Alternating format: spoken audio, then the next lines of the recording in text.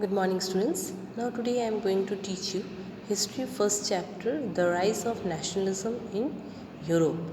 Now in this chapter, student, actually it was a dream of Frederick Surio. It is given in an introductory part that how Frederick Surio he was visualized the four prints of his dreams. Okay, visualizing dreams as a nation country. Here he want that country should be a nation country, so he has visualized the four prints of his dream. So in 1848 Frederick Surio he was a French artist. He prepared a series of four prints visualizing his dream of a world to made up a democratic and social republic. So he has called it as a democratic and social republic.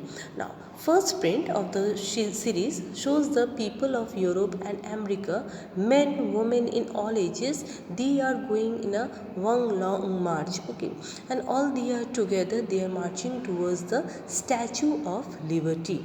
Why? Because they want to show their respect to the Statue of Liberty. As you would recall, artists of the time of French Revolution personified liberty as a female figure. Here you can recognize the torch of enlightenment she bears on one hand and the charter of the right of man in the other. So why it's the Statue of Liberty they are taking as an allegory? Because all the countries actually they are taking their country as a motherland. Like we also, we are taking our country as a mother India. Okay, so same way all they are like Bharat Mata is our allegory. So that means no real mother or no real woman is there, but it is actually our dream. We are actually taking it as a that image we are taking, that it is a our motherland. Okay, so that is the reason we are imagining one lady as a mother and we are taking her as a motherland. So same way the Statue of Liberty also, it shows that she bears in one hand the torch of enlightenment, means torch is actually showing the light. So same way the Statue of Liberty holds one in hand torch and another hand the charter of right of men. So charter means where the law is written. Okay, so rights of men, that is also she carried, means she wants to give the rights of men. So on the earth in the foreground the image lie the shattered remain of the symbol of absolute institution.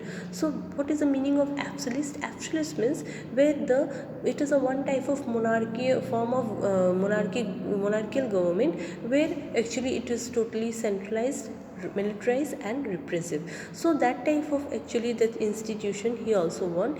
In Suryo's utopian vision, the people of the world are grouped in distinct nation identified through their flags and national costumes. So here actually his vision, whatever he wants actually, that so one type of ideal nation which is unlikely to actually exist. Okay, so it can be exist, but he wants that, his vision was that he want to that all people together they have to march towards the Statue of Liberty to make their country as a nation country, and all they are bearing their own flags, means different regions people together they are marching towards this marching towards this Statue of Liberty. So that's why they are holding different colors of flag and their dress, their national costume also be different. Leading the processions way past the Statue of Liberty are the Union State of Switzerland, by which by this time were already nation state. France, identifiable by the revolutionary tricolor, has just reached the statue. So in that way all the countries like United States, Switzerland, France, all together they are marching towards the statue, and she is followed by the peoples of Germany bearing the black, red and gold flag. So these countries, I just have said that they are using the tricolor flag, different colors flag. So all the Germany's people actually they are holding their flags and marching towards the Statue of Liberty. Now interestingly, at the time when Suryo created this image, the German people did not yet exist as a united nation. The flag that they carry the expression of the liberal holds in 1848 to unify the numerous German speaking principalities into a nation state under the democratic constitution.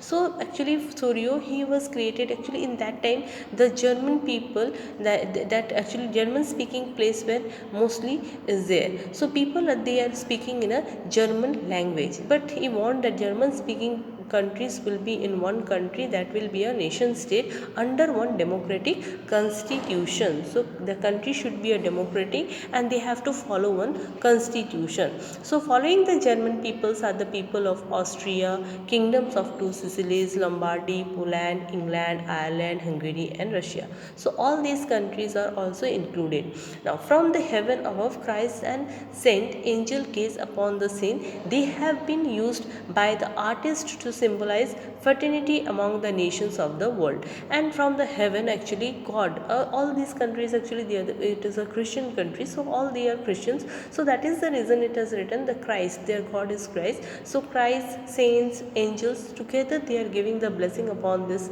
people. And they also want that people, they have to live with a fraternity, with a peace, brotherhood, they have to live with a peacefully.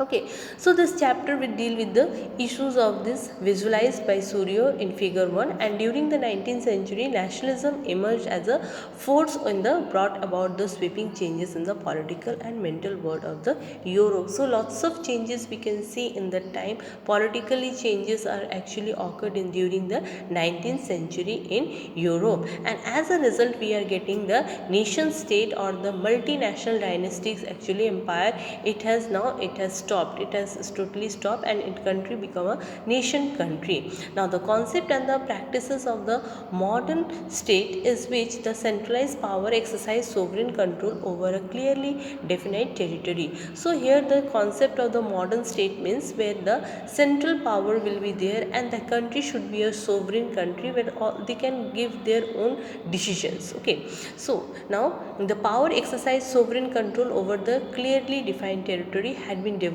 over a long period of time in Europe. But a nation state was one which a majority of its citizen and not only its rulers. So nation country means actually where the people, they will get the having the power, not the rulers. Okay, and all they are having their common identity and they have to share their own common history.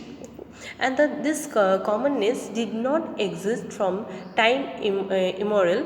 It was forged through struggle, through actions of leaders and common people. So it is a long process, not a suddenly they have not got the nationalism or they cannot make the nation country. So it is a long type of means long time it has taken, and peoples they have also taken the active participation. So this chapter looked the diverse process through the which nation states and nationalism came in being the 19th century in Europe. So rest of all the countries means in European countries, they have go for different process or they are not in the same process, they have got make their country as a nation country. So during 19th century all the European countries, they have taken their own process and make their country as a nation country. Now students, already you have read in class 9 about the French Revolution. Okay, so from that part only it is given, it is a base of that chapter that we can understand from the French Revolution how this nationalism idea came in rest of the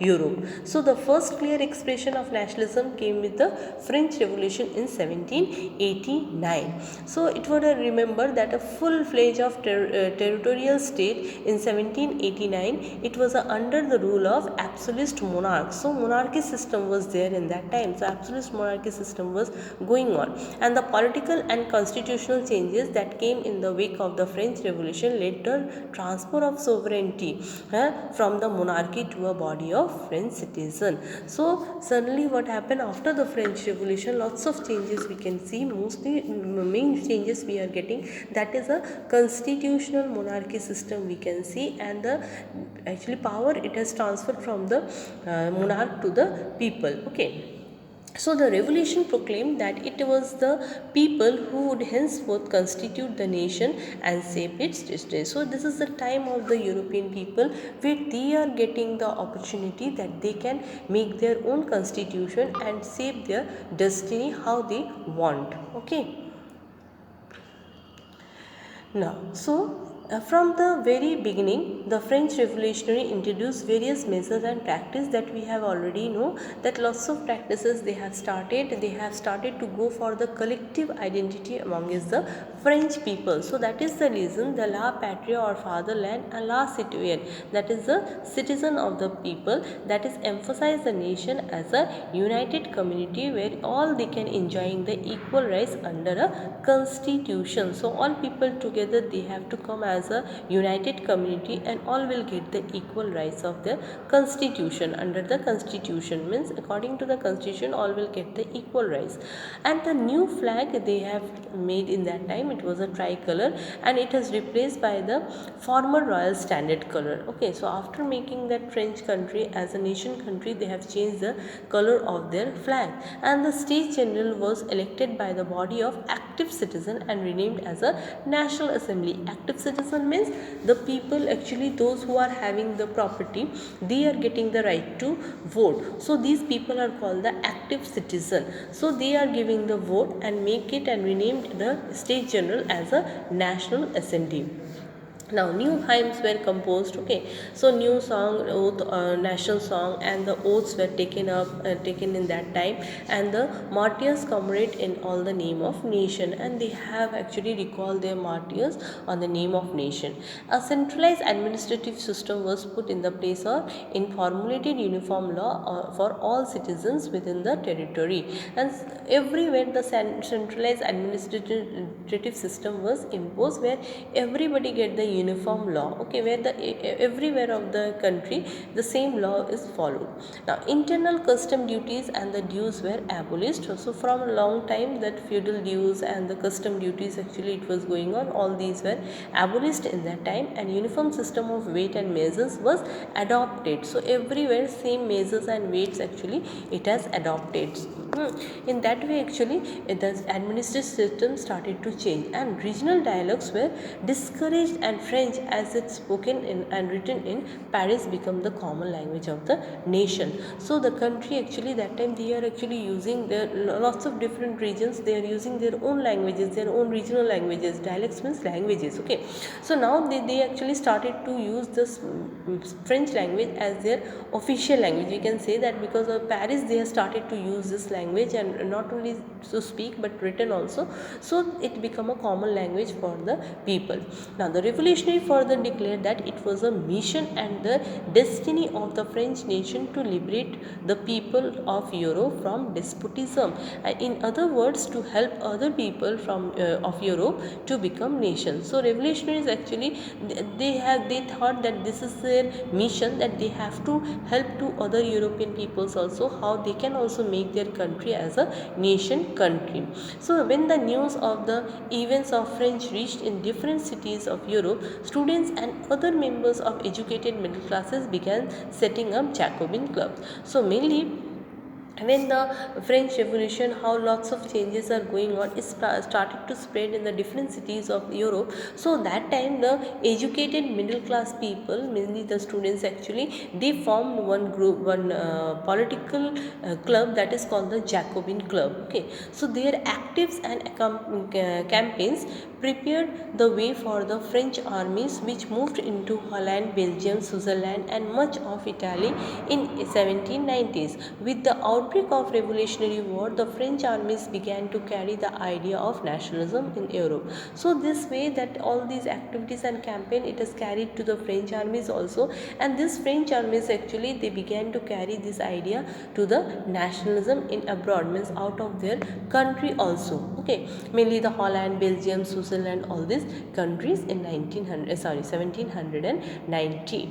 So now within the wide swath of territory that came under his control, Napoleon set about introducing many of the reforms that had been already introduced in France. So lots of changes, actually in this time Napoleon he did. Okay, and mainly the administrative system totally he has changed in that time.